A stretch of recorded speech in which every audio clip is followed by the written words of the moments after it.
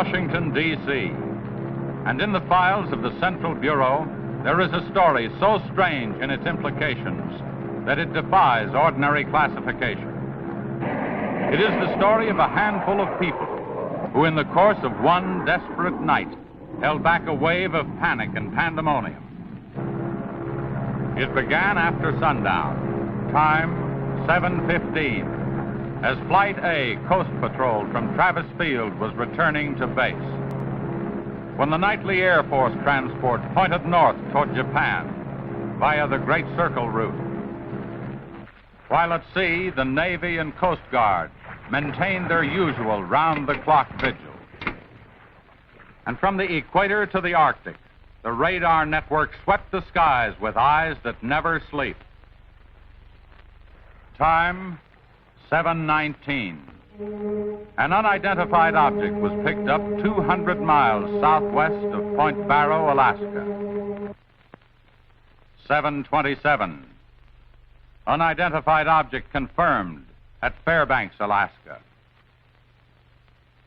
Heading south-southeast, 170 degrees. Height, 75,000 feet. Estimated speed, 5,000 miles per hour. White warning. 7:39. Unidentified object 200 miles due west of Vancouver, British Columbia. Course, 170 degrees. Height, 60,000 feet. Estimated speed, down to 3,600 miles per hour. Yellow warning. 7:54. First interceptor flight airborne. Point of interception, 80 miles due west of San Francisco, California. 7:55. Unidentified object past point of interception. Red warning. 8:11. Morro Bay, California. Height, 50,000 feet. Estimated speed, 2,000 miles per hour. 8:15. Santa Monica, California. Height, 10,000 feet. Speed, 1,200 miles per hour. 8:18. All traces of unidentified object gone. Red warning lifted. By 8:25 at the Los Angeles branch of the Communications Commission, reports of strong interference with radio and television reception began to pour in from the beach area. The monitors went to work immediately. Mobile units were ordered to converge on the vicinity of the disturbance. Pinpoint direction-finding devices began to trace the trouble to its source.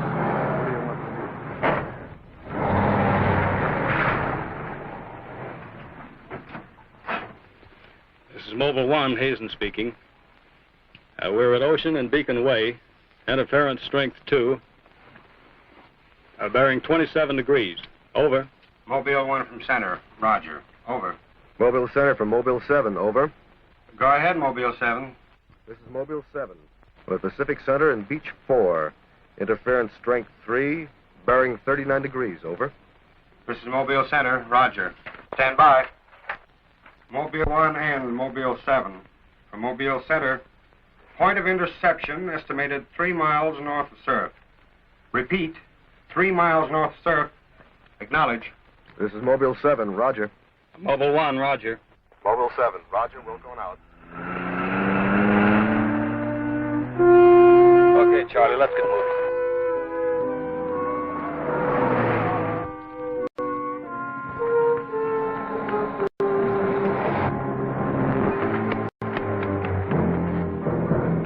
Yes, what is it? Take me to a phone quick. I need an ambulance. What's the matter? My husband and Pete out there in the picnic grounds just above the beach. They've been hurt. Well, this is the communications car. I'll phone it in from here. I'm Mobile 1 to Central, over. Did you make that out, Charlie? Not a word. I'm Mobile 1 to Central. I can't reach you. Repeat. They must be getting us all right. A Mobile 1 to Central. Have an ambulance sent to beach at Surf. Emergency. 2 men hurt. Acknowledge. Roger and out. I'm sure they'll be here soon now. Tell us what happened. Oh, this man, he just kept coming at us. It was awful. Who? I don't know. He was wearing a suit like a diver. Hurry, please. They're hurt. Charlie, you better wait here. I'll go down and take a look.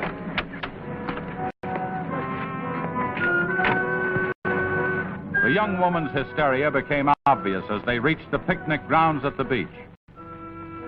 There was no sign of the mysterious intruder, and little could be done for her husband and their friend until the ambulance arrived.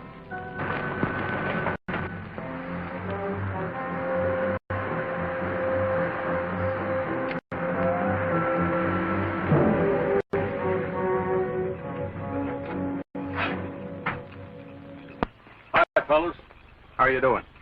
Oh, we're just taking another reading now. What happened down there? The police took the girl and one of the guys to the station. What about the other one? Well, he's on the way to the morgue. That was her husband. You're right on the button, Charlie. 44.7. Report back to Central if you find anything else. All right. Charlie, grab that portable and check the beach, will you? Got it right here. I'll pick you up right here in about an hour. Where are you going? Police asked me to drop by the station and sign a report. I'll see you later. If you don't, you know where to look for the body.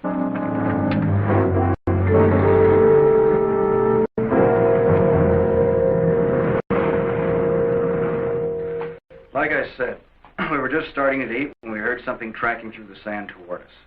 I looked up and couldn't see anything. Then Betty screamed. At what? I thought you couldn't see anything. At first we couldn't. Then this guy started toward us.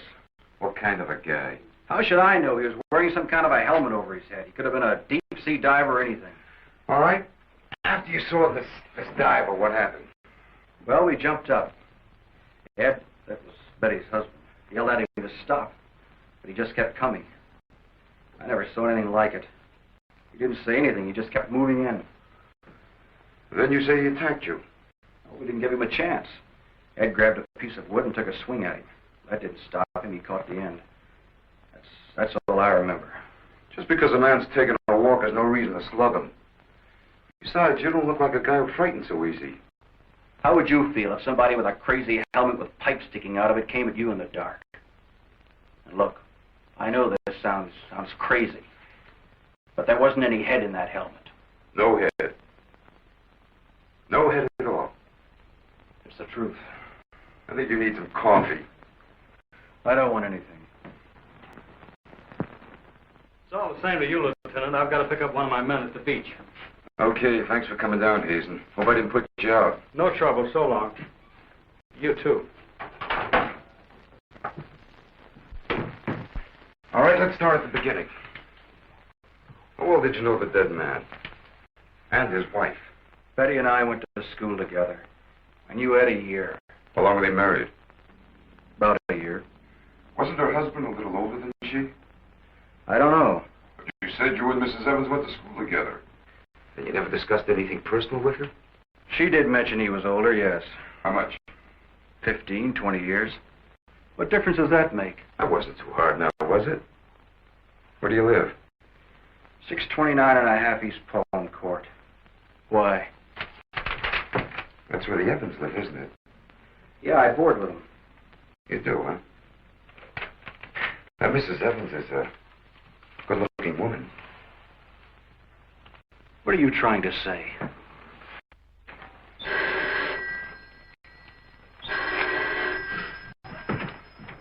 Lieutenant Bowers. Where? Yeah, I got it. I'll leave right away. Ain't been enough murder. Near the beach. Keep an eye on this guy until I get back. Where are you? You'll stay right where you are. At least until Mrs. Evans feels well enough to talk. What do you want from her? Oh, I just want to see if your story checks with hers. After all, you went to school together, remember?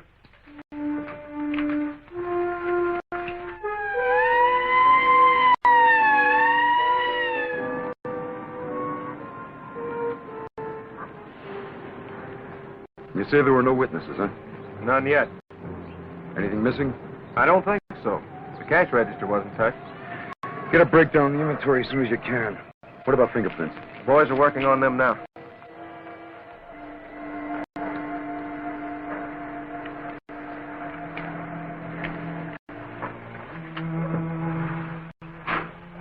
Sorry I'm late. What kept you so long? The lieutenant asked me to hang around a while. What's the score? Looks like one of those things. Pretty girl, older husband, young boarder. Kid claims some guy without a head knocked the old man off. You don't say. Anything else? Yeah, he had a diver's outfit with horns. No. He's going to have to do better than that. How are we doing? I took a reading about 10 minutes ago. The radiation is going out with the tide. What about the radio phone? It's working fine again. I just got a call from Central. They said Mobile 7 picked up some new trouble northeast of here. Here we go again. Hop in.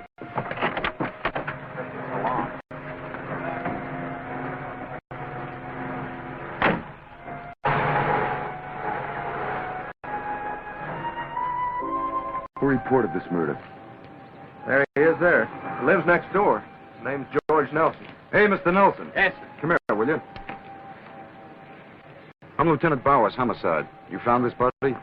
That's right. He must have just locked up for the night when this happened. How do you know that? Well, he usually does around this time. What were you doing here? I was sitting home watching the fights on TV, and all of a sudden the thing started acting up. What has that got to do with it? Well, you don't know the set. No, it wouldn't work at all when I came home to supper. Then all of a sudden it cleared up fine. So I thought, well, I'll get set to look at the fights again, and all of a sudden out it goes again. So I thought maybe the battery station down here was overcharging the circuit, and so I came down to take a look, that's all. Hey, don't you ever quit work? What's up this time? Another murder? What are you doing here, Hazen? Same as before. Still trying to track down that signal in the... Hey, does that stuff work on TV, too? Well, it has been for hours. What'd I tell you? What's the matter? Seems to set one on the blink. Well, at least we know we're on the right track. How'd you make out with that boarder? He's still sticking to his story. The guy had no head. Well, I'll be seeing you. So long. Right. Come on, Charlie.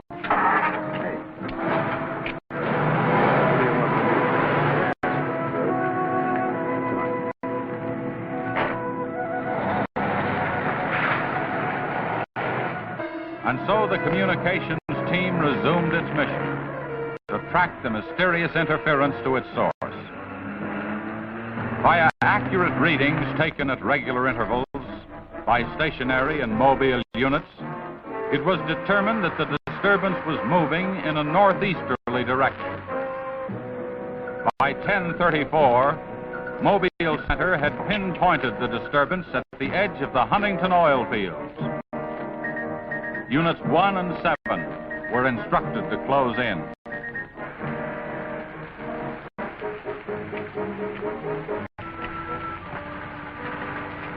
Hey, Charlie, do you see what I see? Yeah, the oil field. Let's hope our trouble's burning up.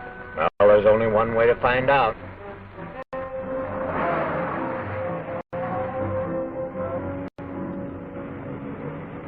Look, Sarge. 2 murders and an explosion in one precinct is big news. Now, come on, you can't pin it all on the young boarder. Or can you? Very funny. Yeah? I'm Hazen of the Communications Commission. Oh, the lieutenant's waiting for you. Thank you. What's a wheel? You heard the man. Communications Commission. So, this kind of interference happen very often? Never anything like this. It's on the move all the time. Need some hand with a transmitter in the car.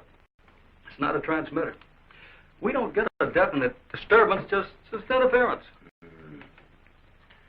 Then you have no idea of what it is, huh? Not yet. How are you making out? Not so good. You were here when I questioned that boy about the murder at the beach. Did you get anything more out of it? Yeah. Come on with me. You might want to see this.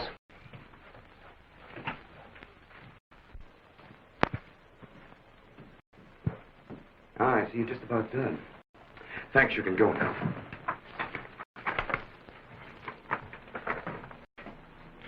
Are you sure this is what the man looks like? What do you say, Betty? Well, just about, I think the tubes were a little lower down. And you still insist there was no head inside the helmet? I'm positive there wasn't. What about you? Well, it was dark. I couldn't swear to it. Thanks, that'll be all. You mean we can go now?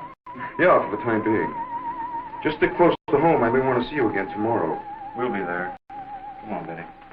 Kind of changed your mind about those two, haven't you? Yeah, I guess I have. Hey, look, bring in the old man, will you?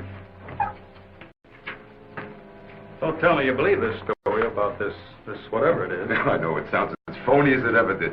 But, oh, sit down, will you please? You're the watchman at the Huntington oil fields? Oh, yes, sir. I've been with the company for over 22 years, sir. Yeah. Will you tell Mr. Hazen here exactly what happened? Well, sir, like I said before, I was just closing the gate for the night when I saw this fella coming up. I was never so scared in my life. Yes, go on. Well, it wasn't the man so much as the suit he was wearing. Well, he wouldn't stop when I hollered at him.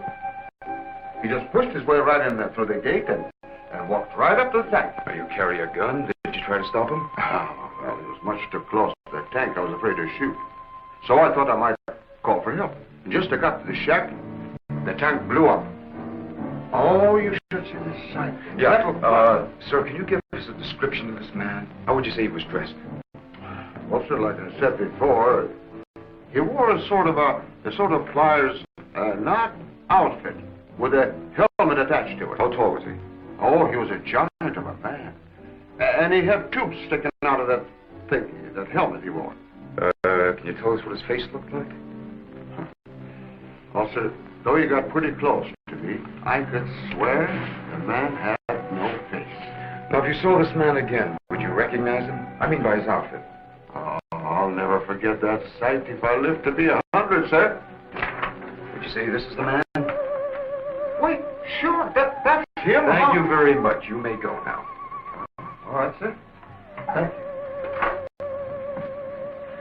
Well, Hazen, what do you say now? Beats me. The descriptions check all right.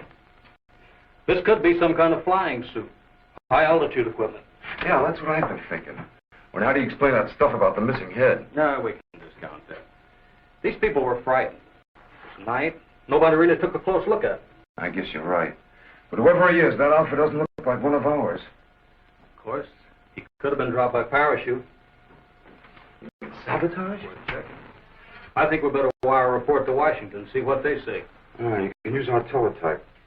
I'll tip off the LA police to be on the lookout for something unusual.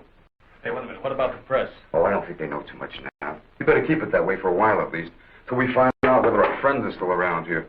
Well, if he is, I think we can find him for you. My hunch is that he's carrying something around that's causing all this disturbance, whether he knows it or not.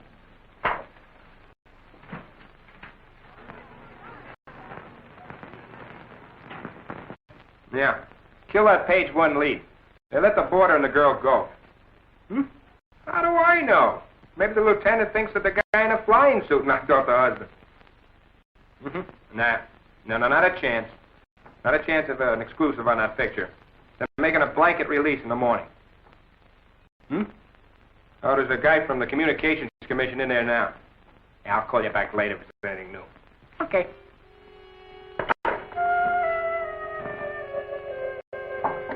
Come in. Sorry to interrupt you, Lieutenant. Yeah, what is it, Jim? There's a teletype cam for you. Oh, thanks, Jim. We're waiting for it. That was fast. Well, here's our answer. Looks like they never sleep in Washington. Says to contact a Major Andrews, care of Dr. Wyatt, director of the Griffith Institute. Hey, it's kind of late. Man, I'll give him a call. While you're at it, I'll go out the car and check in with Central. Okay.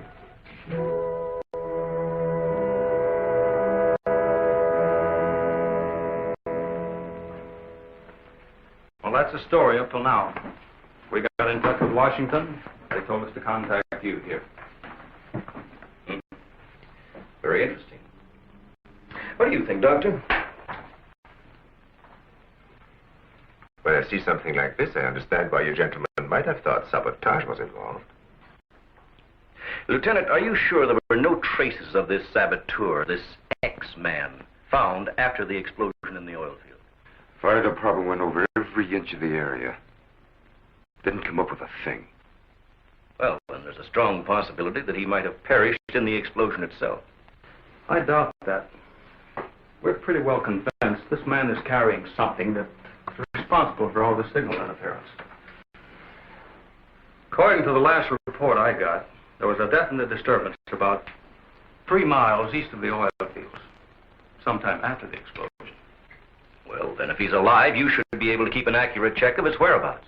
Not that easy. As a matter of fact, we lost contact about 3/4 of an hour ago. Maybe you realized you were trailing him and got rid of whatever he had that was causing the disturbance. In that case, there's nothing much my department can do to help you. I guess it's up to us. Unless you have some suggestions. Well, let me think out loud for a minute. It might just be that what we've been talking about so far, and this phantom, as we'll call him, ties in with what the doctor and I have been discussing. That is very possible.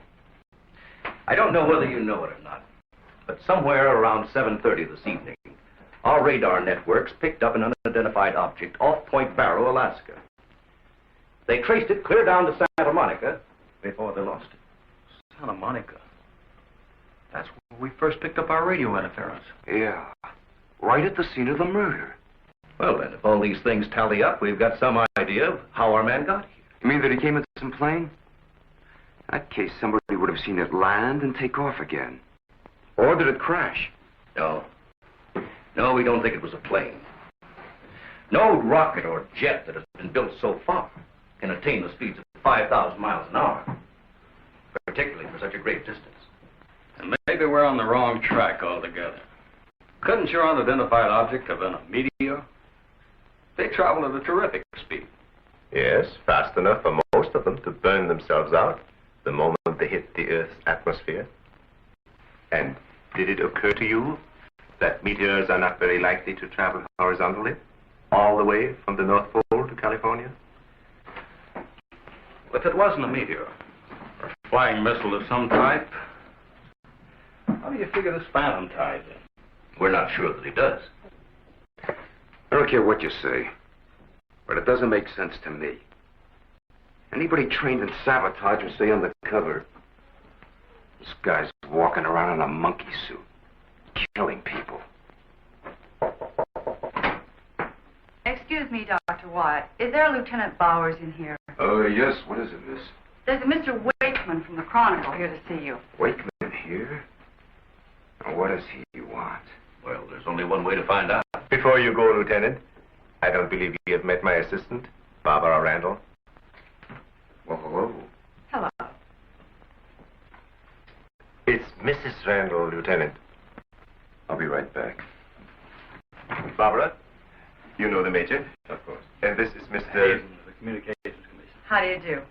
Well, I see you are working a little later tonight than usual. Yes, my husband's teaching a late class, and he won't be able to pick me up for a while. Besides, I had some work to do in the lab. Well, at least you'll have lots of company. All right. So I shouldn't have come up here. But I gotta get your angle on this beach murder. And your whole department is shut up. Look, Wakeman, will you stop bothering me? There's nothing to say. If you got an exclusive story from that Evans Damon or Board, then you know as much as I do.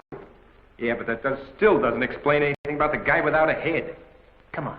Who is it? Your guess is as good as mine. You mean you let those 2 kids go without knowing that? I don't buy it. Well, I did. Well, then you must have an awful good reason. I bet you're trying to tie it in with that other murder. All right, Lieutenant. Don't tell me. I'll get my story somehow. Oh, if you want to know how things turn out, read the Chronicle in the morning. That's right. Now get in touch with Charlie in Mobile 1 and have him call for me here. Okay, honey. Well, did you come up with anything? No, we're just briefing Barbara here. It's just amazing the way you've been able to put these things together. Don't kid yourself, Mrs. Randall. It seems the press knows as much about it as we do. Well, let's hope they don't come to the same conclusions. A few lurid headlines, and every fool in the country will be seeing phantoms in spacesuits and men from Mars all over the place. Yes, I can imagine. And mass hysteria is difficult to check once it gets started. That's why we've got to move fast. Well, from the looks of things, I guess it's up to me. I'll be in touch with you as soon as I hear anything. See you. By 12:30 a.m., the dragnet was in operation. Mobile units patrolled the streets and countryside. They covered an area 35 miles square. Special and sensitive equipment was prepared for action. Everyone on the job was ready to move on the first signal from the Communications Commission. Monitor Corona to Mobile Center, strength 4, Brickyard at 160th, moving toward oil fields. Contact your units.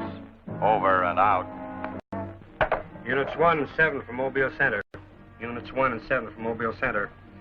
Strength 4, interference at 160th in the oil field. Moving due east. Close in. Repeating, strength 4, interference at 160th in the oil field. Close in.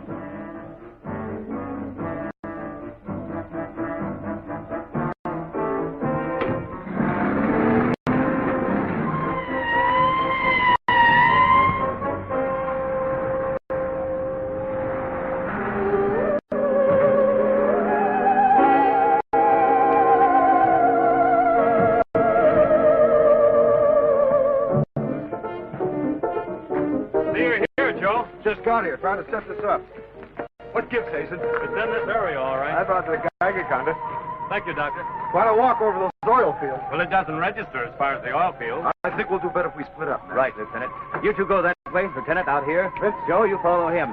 Come on, Doctor. And you? Oh, forget it.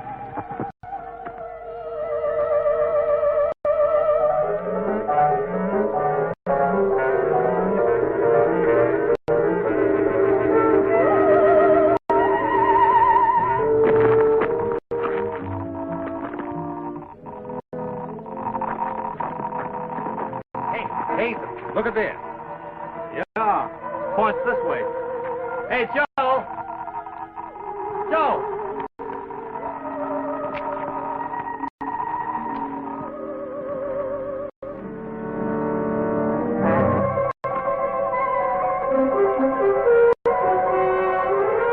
Hazen!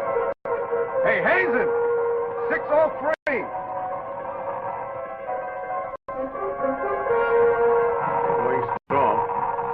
That's it, Doctor.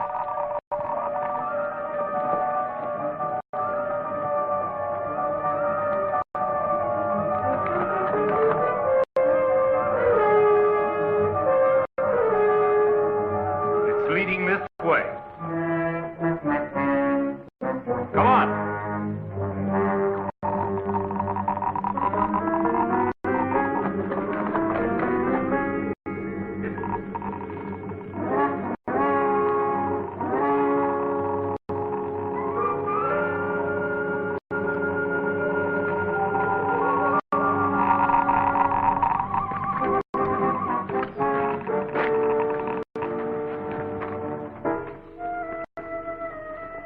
This way. Come on.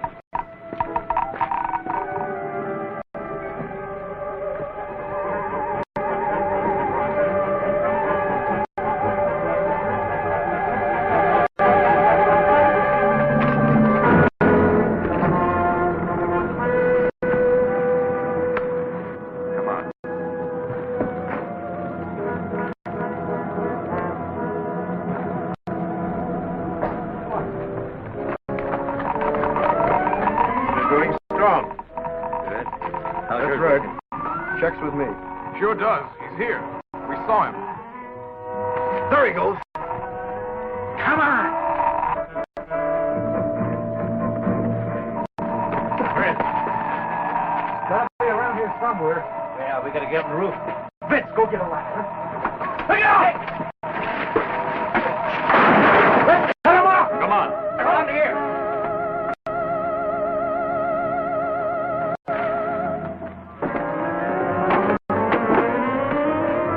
Anybody see him? There he is.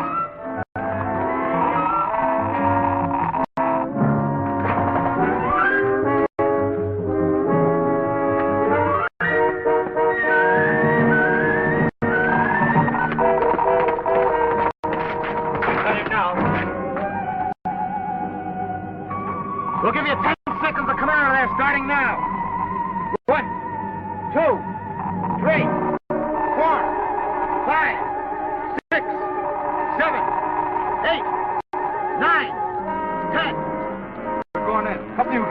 the door. Come on.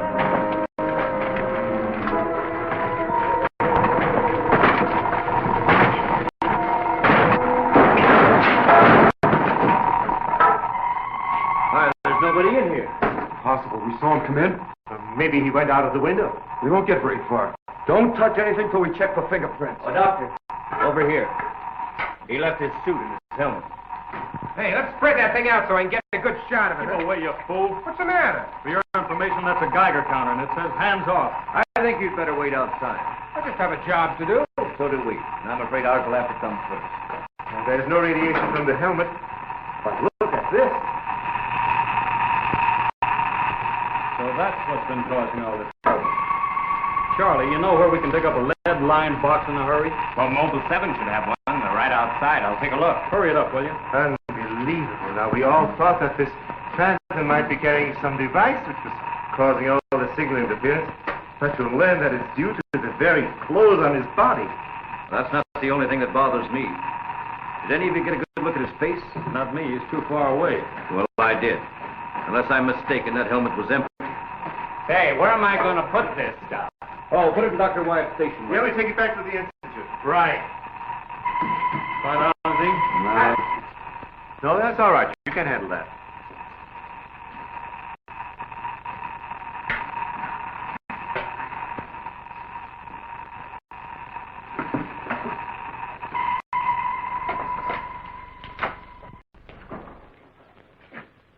Any luck?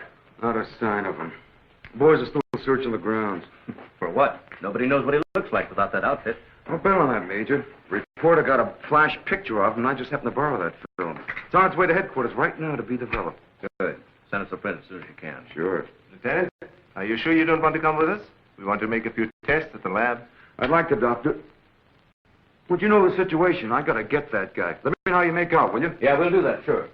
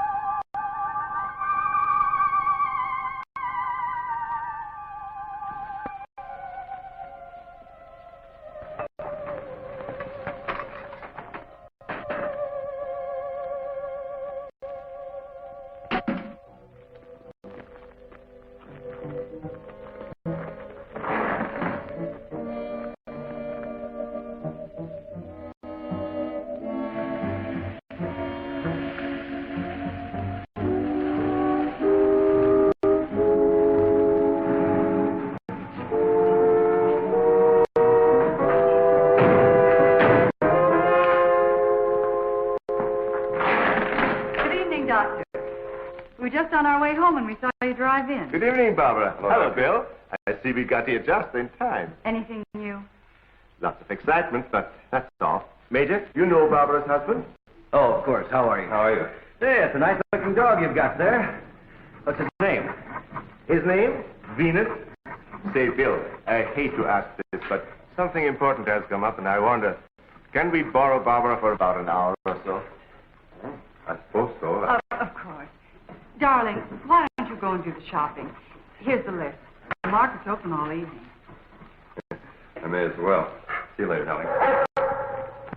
I'll take the dog and tie her up. Thank you, Bill. Good night. Good night. I'll give you a hand with it. Oh, thanks, Doc.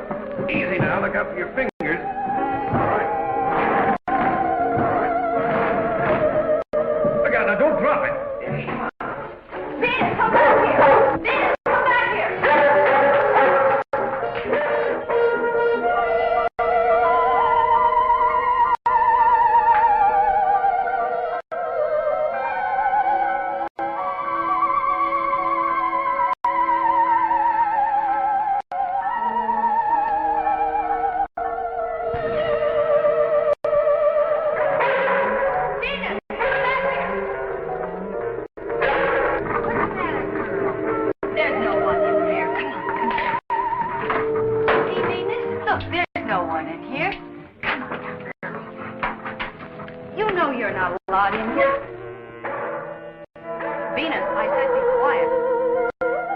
girl.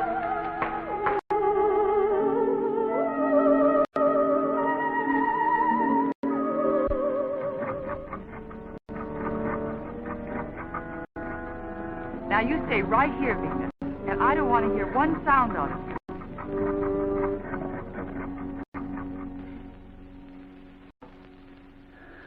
You were right, Doctor. There are no fingerprints anywhere. What's all this? Hey, don't touch anything. You better put some gloves on. Our friend, Mr. X, left this suit at the oil refinery. You mean you were that close to him and you didn't catch him? I'm afraid so. That's up to the police now. Hand me those shears. I want to cut off this material to work with it.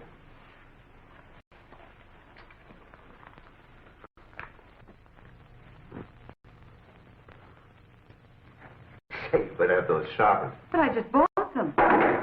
All right. Here, try this knife. That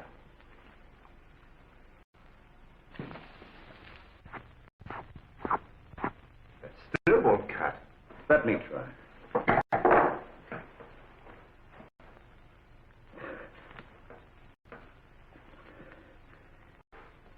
This stuff is tougher than nylon. Why don't I try it over a Bunsen burner?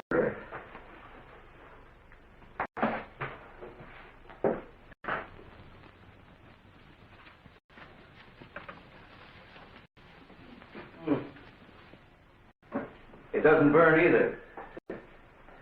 Let's take a look at it under the microscope. Look, it's magnetic. Magnetic? Here, I'll... Radioactive. And apparently indestructible.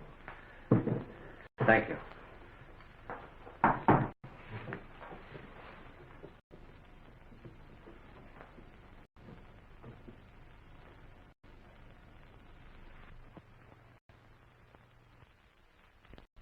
What's the matter? You tell me. Take a look at that weave.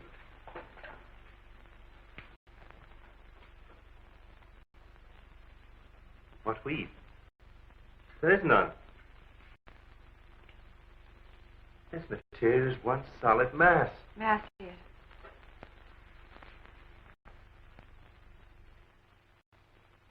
Well, you're right. It must be some sort of plastic. No. I'd say it's a metallic substance of some kind. Well, I've seen a lot of interesting alloys, but never anything like this. Let's try an acid test. All right. Go ahead. Careful now. We'll only take a drop or two. It repels acid like a raincoat repels water. Why, there's no reaction. Well, Major, this looks as though we're going to be here for a long time.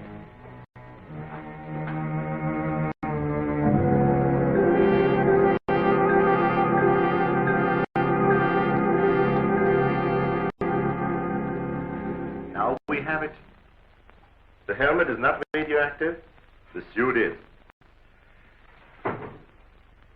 There is no doubt. This spacesuit is conditioned to function above 63,000 feet.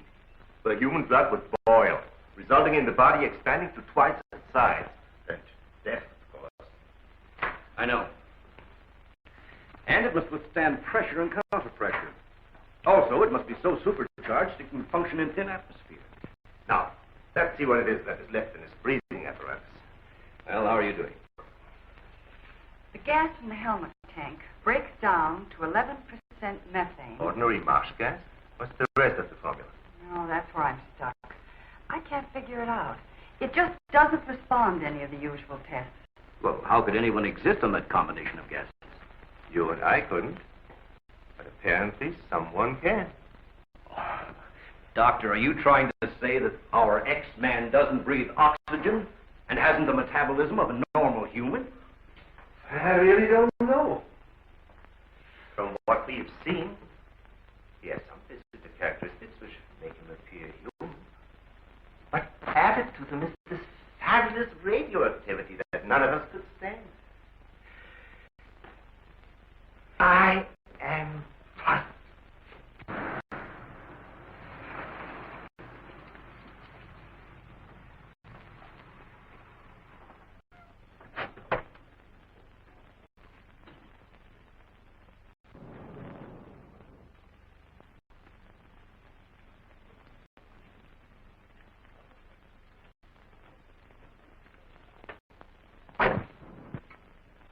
think the answer lies right here in this helmet. Obviously, he needs it to survive. Otherwise, he wouldn't have risked wearing it where he was sure to be recognized. As it is, he only took it off when he was cornered. But if what you say is true, how can he exist without it now? Let me put it this way. It's like a patient in an iron lung. Sometimes one can be removed for hours at a time without any ill effects. Exactly. And I think the same principle applies here. And that means sooner or later, he has to get his breathing apparatus back or die. I don't understand. Well, I've got an idea. If we were to return this whole outfit to where he left it, he might be tempted to come back. Dr. Wyatt speaking? Yes, he's here. No, thank you. Hello, Major. Still at it, huh? Mm-hmm. No, we haven't got a thing, no. The picture?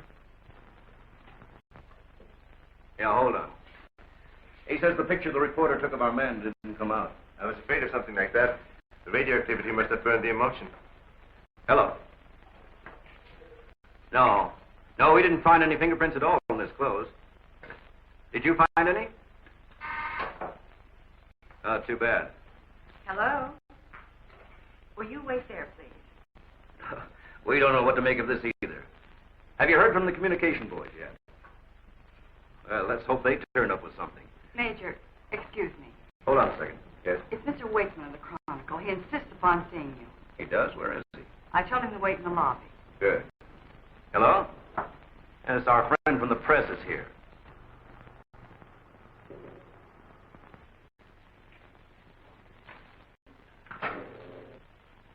Don't worry, I wouldn't dare let anyone in on anything.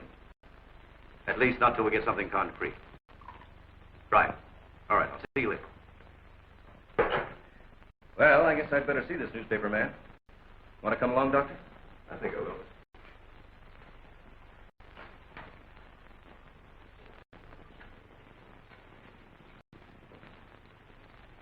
Oh, hello. Remember me? Certainly, yes. Nice lot of gadgets you got here. We think so. What's on your mind? Well, I was wondering if you might let me take a couple of pictures of that suit you brought up here. I'm sorry, we can't do that. Oh. Well, now look, I got a wonderful picture of the guy running in the shack, and the lieutenant stuck his nose in my business, and what do I get? A blank.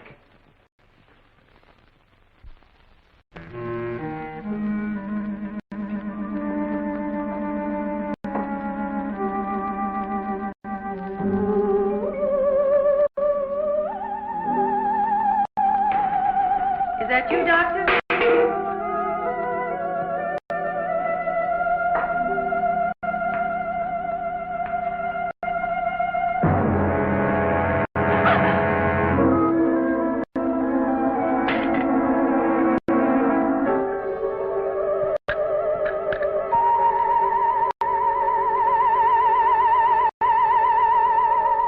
Well, you must have some lead on this guy, otherwise you wouldn't have brought that suit up here. Well, let's just say we were curious.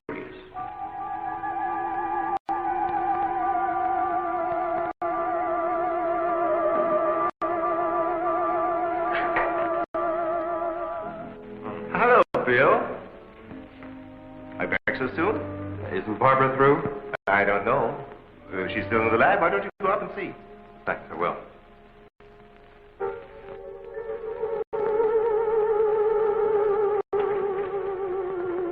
Barbara? Barbara, are you in there? Bill, listen to me. I'm not alone. Someone is in here with me. I can't see him. He locked the door and has the key. I'll break the door down. No, Bill, don't. Please. You better get help. You mean I've come all the way up here for nothing? I'm afraid so. Good night. Yes. Good night, Mr. Wakeman. Good night.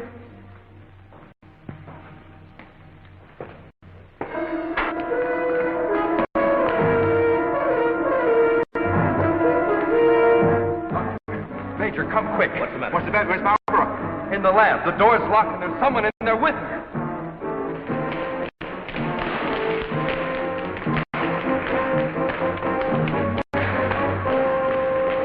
I thought you said the door was locked. It was. She's gone. Oh, cover the main entrance. That's the only way anybody could leave. I will. Well, in that case, we would have seen her on our way up. Well, then she must still be in the building. We'd better split up. take the roof.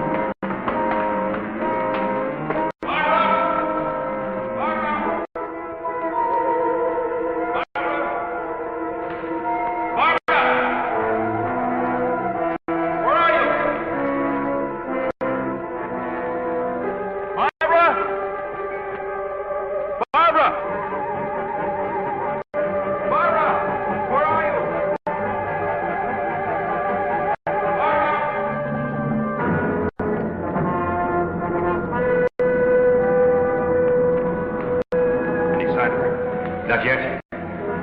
She must be around here someplace. Now, you stay here. Watch the main entrance. And I'll check the basement. All right.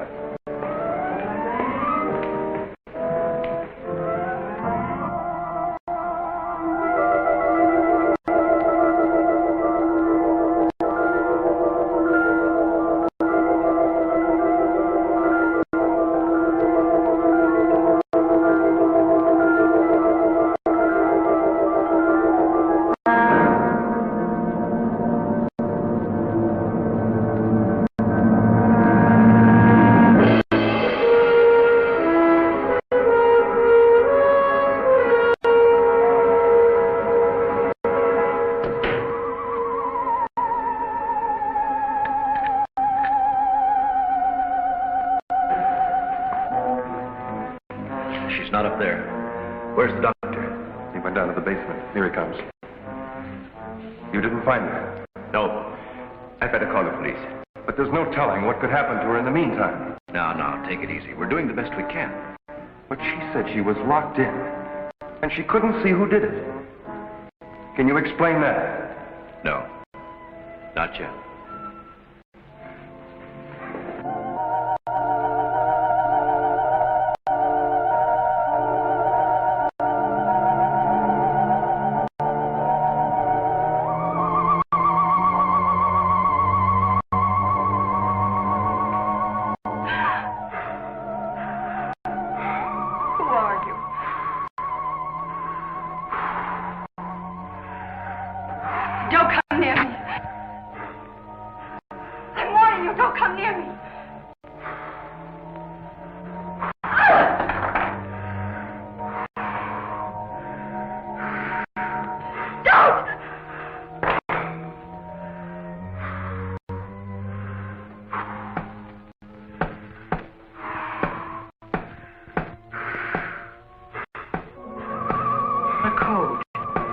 I don't understand.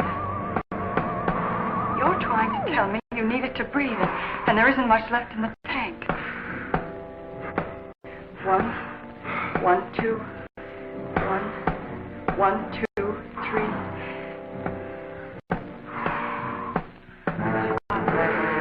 I'll write it down.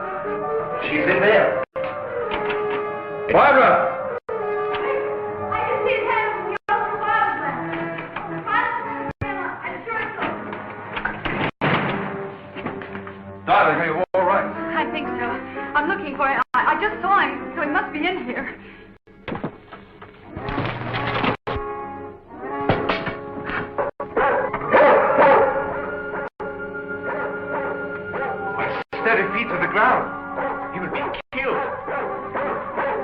Right, very good.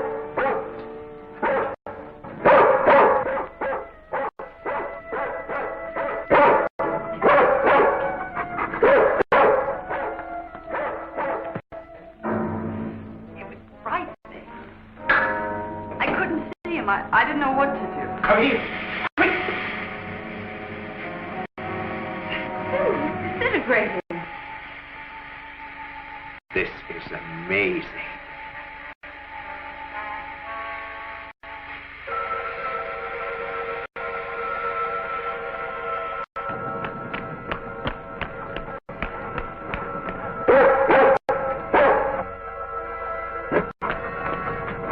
Now, quiet down, Venus. Quiet down.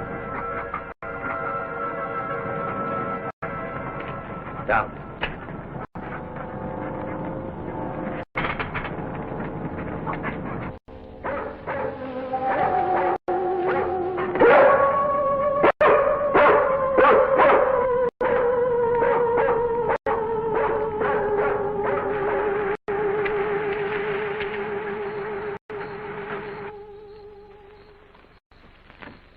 Mobile Center for Mobile 1, come in, please.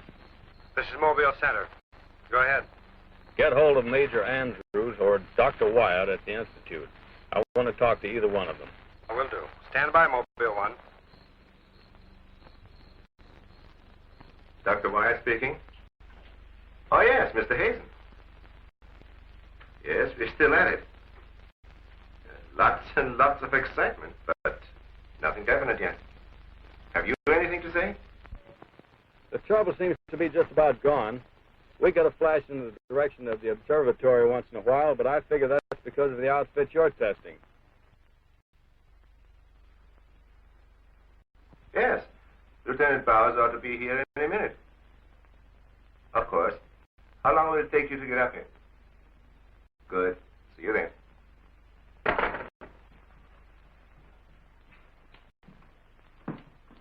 Thank you, gentlemen. Put it down here, please. Barbara, bring that cord in over there. Now you're going to see. I have to resort to ultraviolet light in order to show you what little there is left of the spacesuit.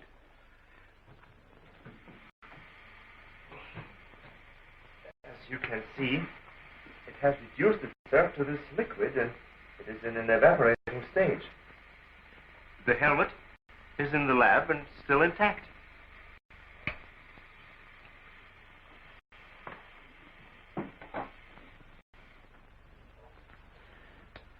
This is amazing. All the radiation in this suit would be fatal to a normal human being wearing it. Of course. And furthermore, our respiratory system could never assimilate gases such as we have found in that breathing device. Well, then we have to assume our so-called X-Man carried his own atmosphere with him. Excuse me.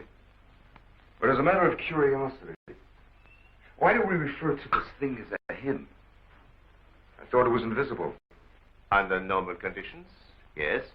Yet, Mrs. Randall did see the imprint of a large foot and a masculine hand under ultraviolet light. How do you explain that? I don't know, but the human body is composed of various elements with a carbon base. Like coal. Yes. Now, suppose we maintain the same chemical composition in the body of the X-Man, but substitute silica for carbon. Silica, that's glass. Exactly. Now, it is possible that the body with such a base, if it were subjected to an atmosphere foreign to its origin, might appear invisible to our eyes. Are you trying to say, Doctor, that we're not dealing with a human being? I didn't say that. On the contrary, all the evidence points in the opposite direction. Toward a superhuman, with an intelligence far superior to our own. How can you tell? First of all, Mrs. Randall saw that he has a hand with digits like our own fingers and a thumb opposing. That alone is a sign of intelligence. And he comes from a civilization that has developed adequate space transportation to enable him to travel to Earth? We have nothing yet that can reach even another planet in our own solar system. That could account for the unidentified objects picked up by radar a few hours ago. My theory is that the spaceship, or whatever it was that he came in, operated on the principle of magnetic rather than atomic propulsion, and that somewhere in the outer limits it met with the condition where the Earth's gravity pulled it down and it fell into the ocean, and that he managed to save his life and reach shore. You really can pick up any type of communications interference, no matter how weak the signal may be. Sure thing. We were on his trail from the minute he left the beach. I never knew you carried such sensitive instruments in your car.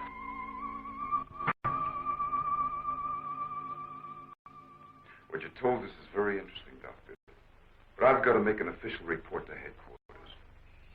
Are you willing to be quoted that the criminal we're after is a creature from another world? All I can say is, we know that our Earth is not the only planet capable of sustaining life in one form or another. You can quote that. All I've got to go by is some footprints in a hand. That isn't much. No fingerprints, no description, no nothing. And we're after a killer. Has it occurred to you that our X-Man has no apparent motivation for his acts, and might therefore not be an intentional criminal at all? You have a point there. Hey, wait a minute. Come to think of it, the young boarder we suspected, he did say that the girl's husband threw the first punch. So? So that could have been enough to provoke the strange creature. And the same could have happened at the second murder. Sure. What about the fire in the oil fields? Evidently, our man sensed the presence of some gases, which he thought might be utilized in his breathing apparatus. Yeah, that could account for his presence at the oil refineries, where something went wrong, causing the explosion. Too bad he got wise to us and took off his uniform, or we'd have been able to catch up with him by now.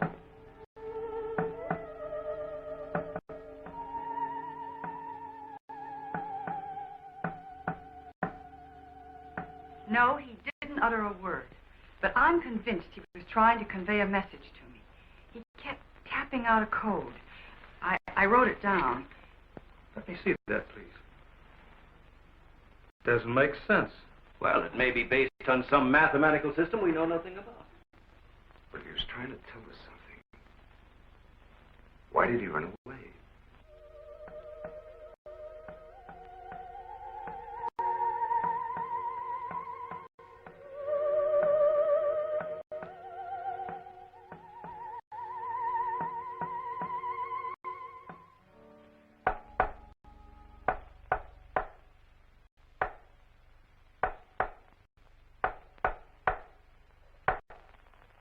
What do you think of that? Hell, Hazen must be crazy sending out stuff like that. I guess so. Let's try and get a hold of him. Yeah. Mobile 1 from Mobile Center. Come in, please. Mobile 1 from Mobile Center. Come in, please. Mobile 1 from Mobile Center. Come in, please. Hey, that's Central calling.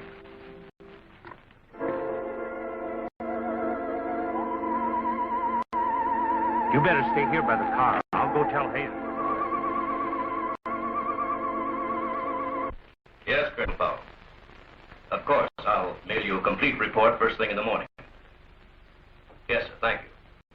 Oh, and I'm awfully sorry to disturb you so late at night. Right, good night, sir. He's around here, this invisible guy. He was in the car. How do you know? I was talking to Randall outside when I heard Central calling. Before I could get over to answer, I saw the door open and shut by itself. He's desperate. For all we know, he could be trying to send a distress signal to his home base, wherever that is. Well, let's hope he doesn't get through. We've got enough problems with just one of those guys. Well, at least we know he's around in the vicinity, and it's obvious what keeps him around. Of course. He's got to come back for what little gas there is left in his helmet. And when he does... Oh, please, the most important thing is to take him alive. If we can only make each other understand, there's no telling how much science can profit. I'll go along with that, Doctor. But I've got to make sure that once he's cornered, I'll be able to hang on to him. I think we're all agreed on that. All right, good. Then we must see it from his angle. He's in an alien world. No doubt we are as frightening to him as he is to us. Now, the most important thing, then, is to keep calm at all costs and do nothing to provoke him. Immediately, a simple plan to trap the Phantom went into operation. All obstacles to his entry were removed. To erase any possible suspicion, the doors were left unguarded, and inconspicuous electric eye equipment was set up. All this was connected to a makeshift control board, which would immediately signal the exact location of the trespasser. Now, there was nothing to do but wait. The one road leading to the Institute was blocked off to make certain no outsider would upset the plans or interfere in any way. What's the big idea? Sorry, nobody's allowed through here. Who said so? Lieutenant Bauer's orders. Oh, is he up there? He might be. Well, you get word to him that Joe Wakeman of the Chronicle is here. Sorry, Bud, I can't leave. Oh, what about them over there? Hey, you over there. Me? Yeah. Aren't you the guy from the communications outfit? Didn't I see you down at the oil fields a couple hours ago? What of it? You got anything to do with this? Well, you'll have to ask Lieutenant Bowers about that. How can I if he won't see me? That's a good question.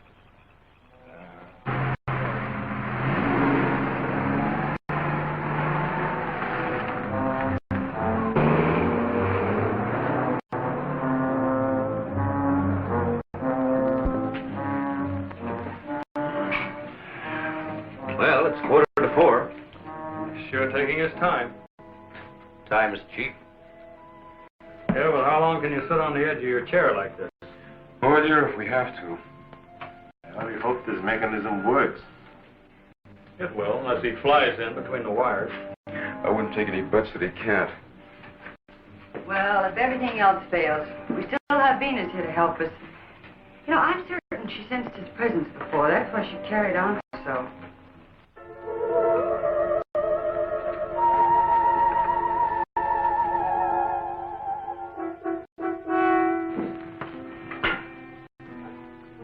What's the matter, Lieutenant? Is this thing getting you? Oh, no. I'm just thinking about public reaction to all this. I'll give something to the press by morning.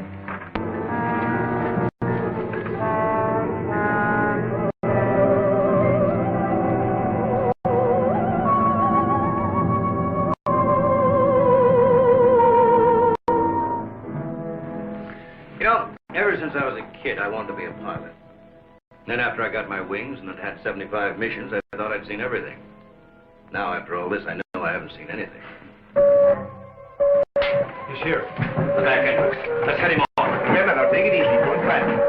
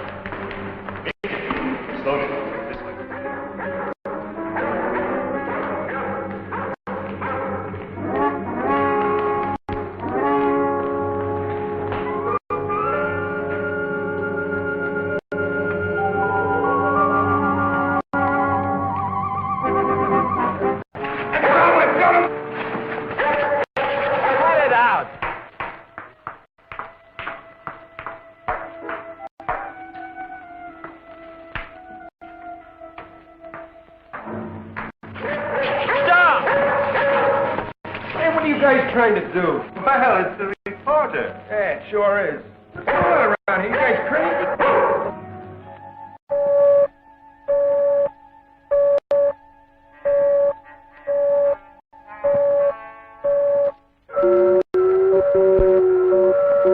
How'd you get in here? Oh, that don't make any difference. Come on, what's up? What's going on?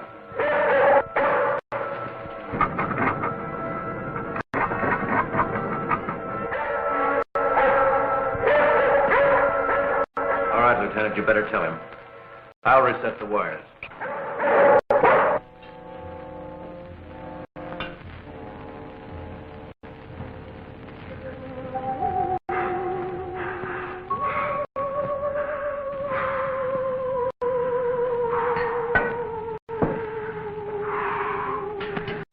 Don't be afraid. We want you to live. Don't you understand? Can't you speak? Can't you say something in anything, in any language?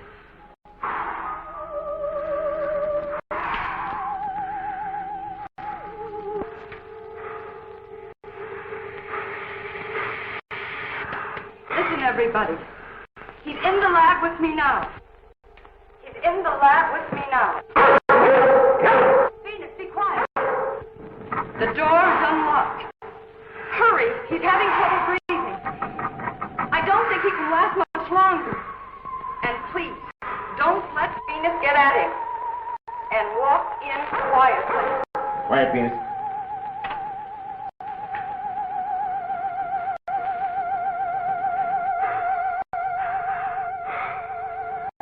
It's unbelievable.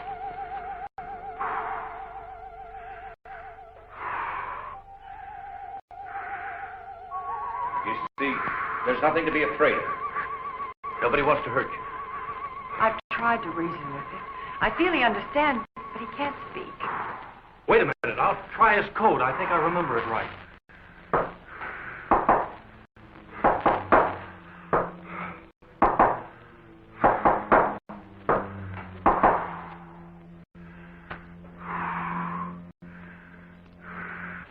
Better plug in the ultraviolet light.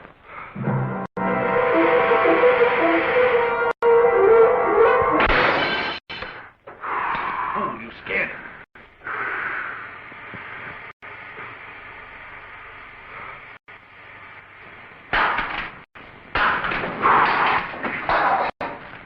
Look, there goes Venus.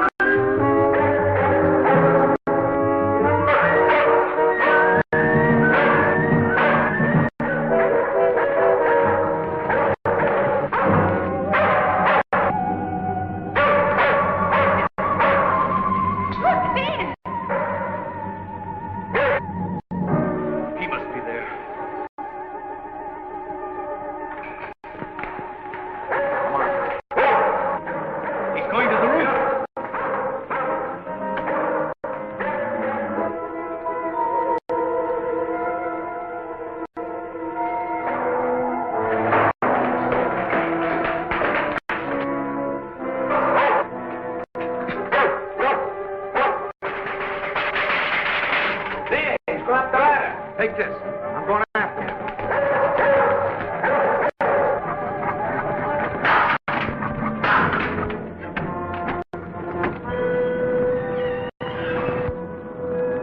The door.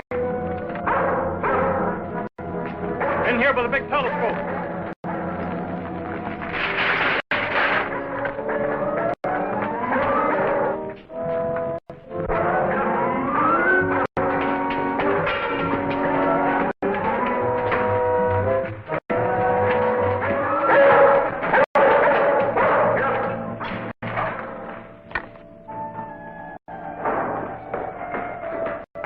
Close the dome.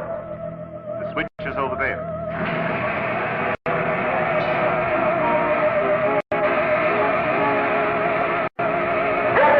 Smoke senses something. Quiet, Venus. Well, if he's in here, he'll never get out now. This is what I've been waiting for. Please, Lieutenant. This is our last chance. We have to take him alive. Plug in the lamps. There's an outlet here.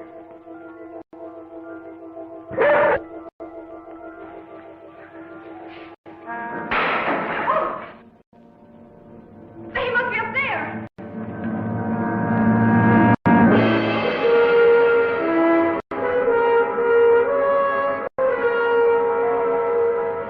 The bodies are gone.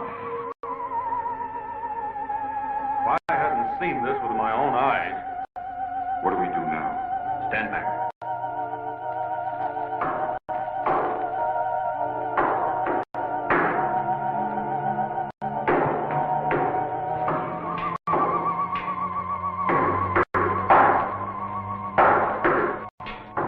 Easy. There's code again. Look. He's trying to speak, but no sound is coming out of his mouth. Look at Venus. She acts as though she hears him. Yes. Dog can hear sounds that we can. His voice must be beyond the range of the human ear. Maybe he's screaming. He's suffocating. The glow, it's almost gone.